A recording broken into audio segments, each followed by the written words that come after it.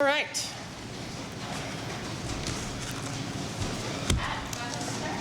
Coach, to start out, could you maybe take us back to the timeout at the end of the first set? You were down 24-21. What was the message there? What were the adjustments from that point forward? Because obviously the team was able to come back and close that out and never really let the momentum go the rest of the way. You know, that was just explaining what needed to happen in the next series of 3 balls and giving them their plan that they had to go and execute, and they did. I mean, credit to them. And I told them this when we changed sides to the second set, that those sets can easily slip away. When you're down like that, when you're down 2 points, maybe 3 in the last 5 points of a set, volleyball's such a game of momentum that sometimes you can't recapture it. But they did a really good job of listening, making sure that the defensive assignments were met, and that's what that timeout was about. It was just kind of a quick, hey, this is what needs to happen, and we're taking this from them. I don't really care that they're 1 point away from winning it. If we do this series of 3 things, then we'll win it. And, you know, they were very disciplined and executed, and that's a really good sign. We need to do that many times this season. Any of you three want to kind of chime in on that sequence? What did you feel like the team got done, obviously, during that stretch to really take control here? Yeah, I think for us, we really focused on just taking it 1 ball at a time, because it's really easy to look at the score and get caught up in, oh no, we're down and they need 1 point and we need 4 at that point. You know, so it's just really taking it 1 inch at a time, 1 point at a time, and we closed the gap by doing that. Yeah, and just along with that, I think all of us, I mean, it was a little bit frustrating when we had earlier today, and we talked a lot about just being competitors, and that's a competitor's dream, is being down, you know, right at the end of the game and having to close out that win. And I think we all just stepped up, did our jobs, and finished off that game kind of gritty, but it worked. And I think we knew that we could like pull it out and that we could win the game. There was like no doubt in our mind. Coach, I haven't been watching much recently, but kind of a one-setter offense tonight. Had been 2 throughout the year. What's the thought process there? You know, one of our strengths is the flexibility. I've said this numerous times in press conferences and previews for our team. I have something really great on this team. I have 2 setters, hitters that can be very versatile.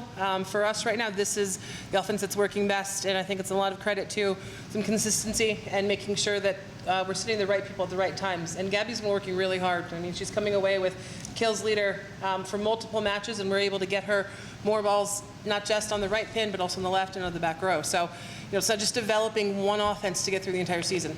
Many teams have to have different looks depending on who we play in our league. Postseason, when it comes time, we need to be ready to be able to have that versatility. And, you know, we're very fortunate that we have these players, particularly Gabby and Nicole right here next to me, that you can go in and out of offenses. Not very many teams can do that. It takes, you know, high-level athletes and players that get the game to be able to do that quickly.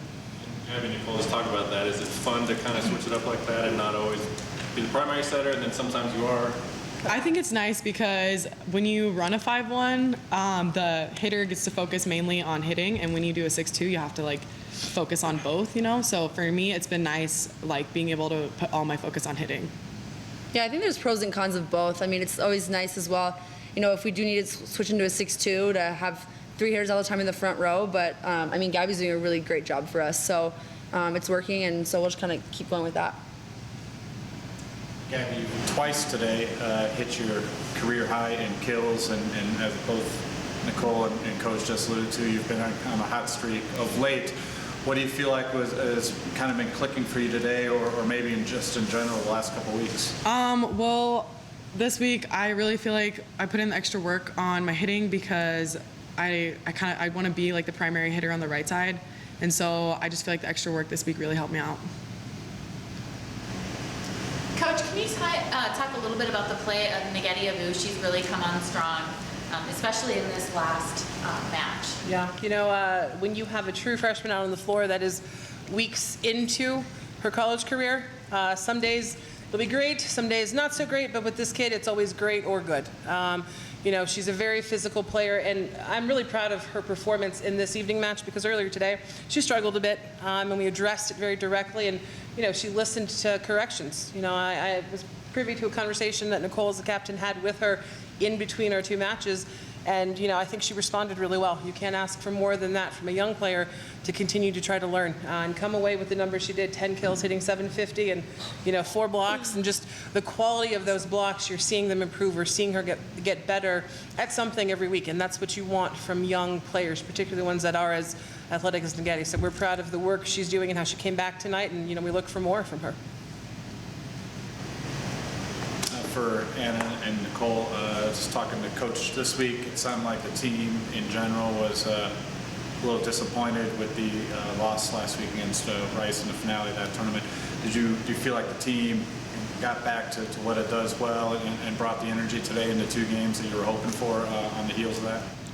Go for it. Yeah, I definitely think that this week we just got back to basics and got back to working on things that we can focus on our side of the court and not worrying about what's going on the other side. I mean, obviously being in tune and knowing other hitters' tendencies, but I think we definitely worked really hard on just getting back to that gritty defense and picking up those balls that we didn't get last weekend. And I think that earlier today and especially tonight, we got back to playing our style of game. We still definitely have a level or 2 above what we've been playing at, but I think we definitely got back on the right track of just playing our game and focusing on the things that we can do, because we all know we can do it physically. It's just sometimes I think mentally people take breaks, and I think we were definitely more focused, especially tonight.